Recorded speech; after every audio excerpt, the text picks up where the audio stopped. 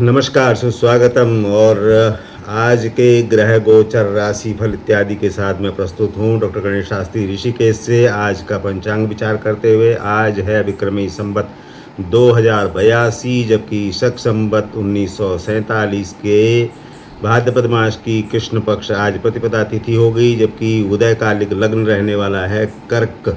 और उसके साथ ही विचार करें तो सूर्य आज कर्क में ही विराजमान रहेंगे, जबकि चंद्रमा धनिष्ठा नक्षत्र लेकर के कुंभ में बैठे होंगे।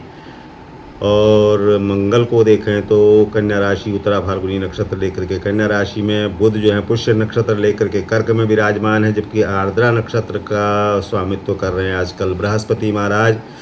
मिथुन में बैठे हुए शुक्र भी उनके बिल्कुल समकक्ष बैठे हुए हैं आर्द्रा नक्षत्र लेकर के ही।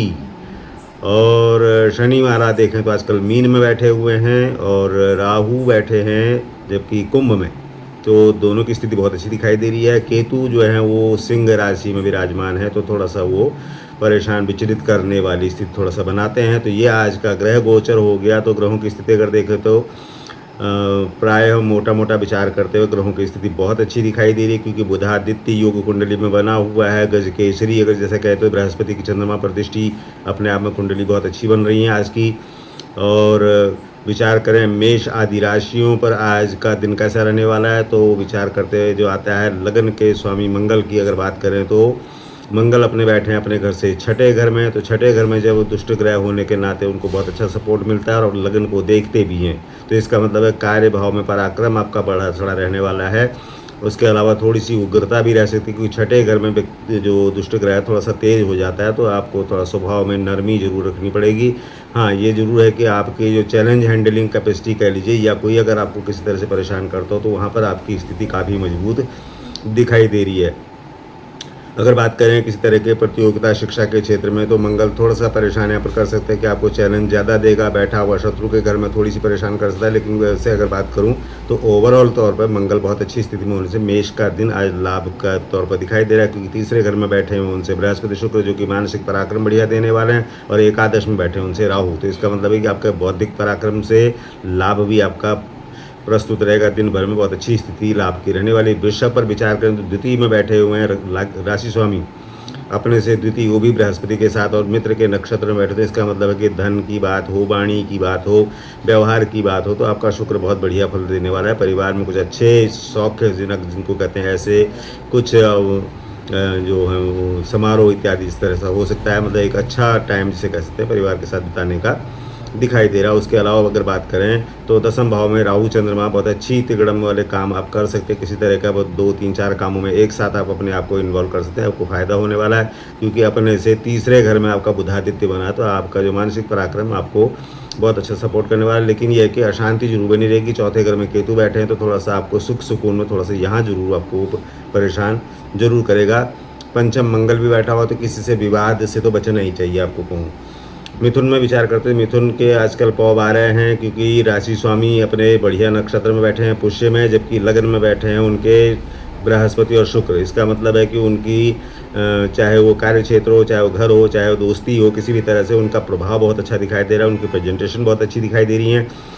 और एक ही दोष हो सकता है कि बृहस्पति शुक्र के साथ मिलकर के थोड़ी सी आलसी, थोड़ी संवेदनशील जरूर कर सकता है, क्योंकि राहु के नक्षत्र में है, तो चीज़ों को थोड़ा सा एक डाउट से कहते हैं, बहुत सारे विकल्प सामने रखने से ये जो कर लें या वो जो कर लें, इस तरह की बातें थोड़ा सा हो सकती हैं। लेकिन अगर मैं परिणाम की बात करूँ तो परिणाम के तौर पर कुंडली बहुत अच्छी बनने वाली है, क्योंकि दसम भाव में शनि बहुत अच्छे बैठे हुए हैं, जो कि राशि स्वामी पुष्य नक्षत्र में बैठे हैं, तो यहाँ पर उनका लाभ आने वाला है। राशि स्वामी अपने से द्वितीय बैठे हैं, तो यहाँ पर भी अपने प्रभाव में वृद्धि रहने वाली है, चाहे वो परिवारजन हो, चाहे वो अपना कुलीग हो, चाहे किसी तरह का, यहाँ पर आपको जो है अच्छे लाभ उससे मिलने वाले हैं। तो दिन तो आपका अच्छा दिखाई दे रहा है, यहाँ किसी तरह का गड़बड़ नहीं है।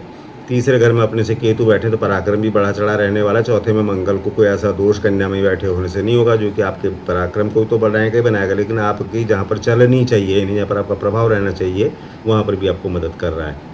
इसके अलावा देखते हैं कर्क को, तो कर्क में इस समय बुधादित्य योग बना हुआ। व्यापार, व्यवसाय, परीक्षा, शिक्षा जिस तरह की भी हो, उसमें बहुत अच्छी मदद उससे मिलने वाली है। 12वें घर में बृहस्पति शुक्र, यात्रा, देशाटन, तीर्थाटन, परोपकार के लिए भी आपके पास मौका बना हुआ। द्वितीय भाव में केतु, वाणी पर थोड़ा सा आप नियंत्रण जरूर रखें, जबकि पराक्रम आपका तीसरे मंगल से बहुत बढ़िया बना हुआ है, तो पराक्रम का वाणी पर नियंत्रण रखते हुए आप लाभ उठाएं, ये आपको संकेत किया जाता है। इन्हें ध्यान रखें कि वाणी का कहीं पर आप किसी से हर्ट होने वाली बात ना रखें, ये जरूर कहा जाएगा। और देखते हैं सिंह में तो केतु बैठे हैं, थोड़ा सा इनको परेशान कर सकते हैं क्योंकि ये यहाँ पर थोड़ा सा उदंड हैं। केतु यहाँ पर बैठ के आपको उग्र कर सकते हैं, आप किसी भी निर्णय पर जल्दी पहुँच करके अपने लिए थोड़ा सा कॉम्प्लिकेशन पैदा कर सकते हैं। आपको थोड़ा चीज़ें सहयोग यहाँ पर कम करेंगी। हालांकि आपकी क्षमता में कोई कमी नहीं है, लाभ में कोई कमी नहीं है, क्योंकि लाभ में आपका शुक्र और बृहस्पति दो बढ़िया बैठे हैं, जबकि तीसरे घर में मंगल, तो आपको पराक्रम में भी कमी नहीं हो रही। लेकिन इतने ही देखें, द्वितीय भाव में मंगल आपका अच्छा है। लगन में केतु बैठा हो तो थोड़ी सी यहाँ पर ज़रूरी होता है कि आप थोड़ा चित्त को थोड़ा शांत रखते हुए अपने फैसले करें। काला नीला इस तरह के कलर थोड़ा कम पहने, आपको परेशान कर सकता है। और बहुत तेज़ रंग कोई भी ना पहने अगर कहूँ तो। अगर आपको लगे तो लगे ना, आपको शायद ज़रूरी हो सकता है कि सूर्य को जल चढ़ाना, गायत्री मंत्र करना आपको बहुत अच्छी मदद कर सकता है। कन्या में अगर विचार करते हैं तो मंगल बैठे हैं। मंगल कन्या में सौम्य होते हुए भी उनमें एक अच्छा प्रभाव जिसे कहते हैं वो रहता है। हाँ, ये कि 12वें में अगर केतु आ जाएगा यहाँ पर तो आपका समय सामर्थ्य थोड़ा सा वेस्ट ना हो, ये आपने भी ध्यान देना है, क्योंकि लाभ में तो कोई गड़बड़ है नहीं। लाभ में तो आपको बुधादित्य बना हुआ है, तो लाभ भी अच्छा रहने वाला है, कैरियर भी अच्छा रहने वाला है। लेकिन उस लाभ को आप वेस्ट ना करें। 12वें घर में केतु आपके समय सामर्थ्य पैसा जिसका है वो थोड़ा सा नुकसान ना करे, इसके लिए आप थोड़ा सावधान रहें।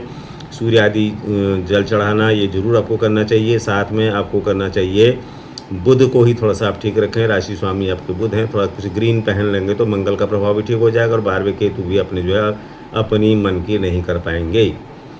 देखते हैं तुला राशि के स्वामी शुक्र अपने से बैठे हैं नवम में, बहुत अच्छी स्थिति में बैठे हुए, वो भी बृहस्पति का साथ लेके। बृहस्पति की लगन पर दृष्टि भी हो रही है, तो इसका मतलब है कि आपका दिन हर प्रयास आपका सफल होने वाला है, क्योंकि दसम भाव में बुधादित्य योग भी आपको मिल रहा है और एकादश में केतु भी, यानी हर तरह से आपका, चाहे वो भाग्य कह लो, करियर कह लो, लाभ कह लो, हर तरह से आपके पक्ष में है। व्यय में मंगल का कोई विशेष रोल नहीं रहने वाला। हाँ, छोटे मोटे निवेश के लिए आप कुछ विचार कर सकते हैं, यहाँ पर आपको जरूर मदद करेगा। बाकी शुक्र की स्थिति अच्छी होने से इतना ही हो सकता है कि आपके जो कहीं पर किसी बात को आप जो बहुत सारे विकल्प, राहु के जो प्रवृत्ति है थोड़ा सा आपको कर सकता है कि ये जो करें या वो जो ना करें, इस तरह की बातें थोड़ा सा हो सकती हैं, लेकिन वो बहुत ज़्यादा प्रभावी रहने वाली नहीं है। दिन आपका अच्छा रहने वाला है। वृश्चिक पर विचार करें तो राशि स्वामी मंगल अपने से बैठेंगे एकादश, जो कि लाभ के लिए बहुत अच्छे मौके बनाने वाले हैं। उसके अलावा दसम में आपका बुधादित्य योग बनेगा, दसम में बनेगा आपका केतु बैठा हुआ, थोड़ा सा आपको काम ज़्यादा लाभ कम इस तरह की स्थिति बना सकता है।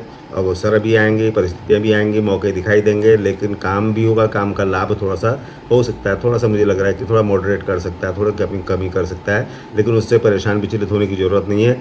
ये आपके साथ लगभग इस तरह की स्थिति जब तक ये मंगल अपने कन्या राशि में से निकल करके आगे नहीं बढ़ते तब तक थोड़ा सा कमज़ोर रहने वाले हैं। लेकिन इससे आपको ज़्यादा नुकसान नहीं है, क्योंकि लाभ तो ये देगा, तो लेकिन उतना लाभ नहीं देगा। आप 100 का काम करेंगे तो आपको 70-80 देगा। अब ये थोड़ा सा यहाँ पर दोष आ रहा है, उसके अलावा कोई ख़राब बात नहीं है। आप थोड़ा सा लाल वस्तु का प्रयोग करना, हनुमान जी के दर्शन करना, थोड़ा सा ऐसा कर लेंगे तो ये मंगल का छोटा मोटा जो दोष है वो भी कंट्रोल में आ जाएगा।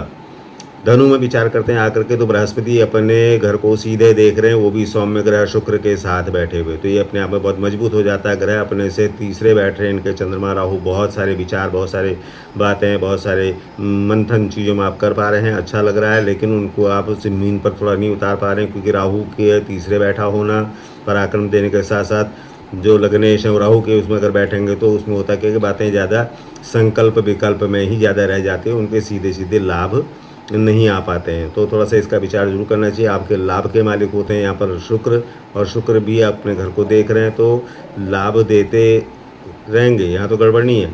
लेकिन एक लॉन्ग टर्म की बात करूँ, उसके अलावा या किसी चीज़ पर स्टेबिलिटी की बात करूँ, थोड़ा सा यहाँ राहु का जो इस समय प्रभाव है थोड़ा सा आपको परेशान कर सकता है, लेकिन वो बहुत ज़्यादा परेशान नहीं करेगा, क्योंकि बृहस्पति को शत्रु नहीं मानता है।